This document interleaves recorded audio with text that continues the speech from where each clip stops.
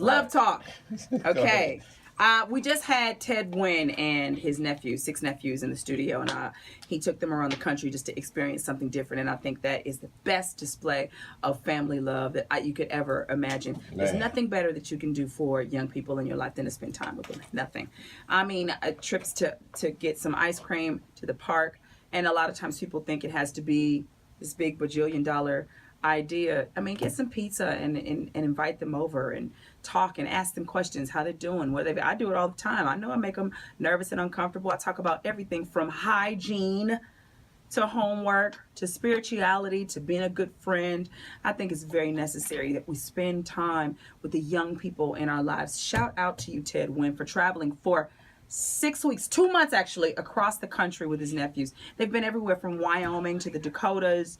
They've been all over the place, and I think it's really, really amazing that he spent that time. And so I'm challenging us all to do the same, to spend time with the young people that are in your life, to love them, to raise them. It really does take a village.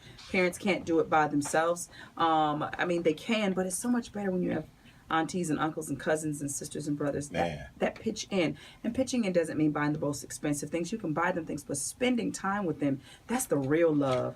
That's the real seed sowing. That's the real things that you give them, tangible things that you give them that allow them to be greater in life. They'll never forget it.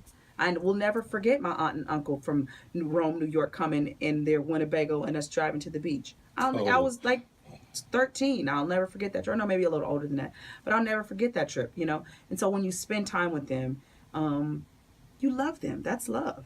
And so I want us to be more intentional about loving the young people in our lives. All right, that's my love talk for today, ladies and gentlemen. Love you and I mean it.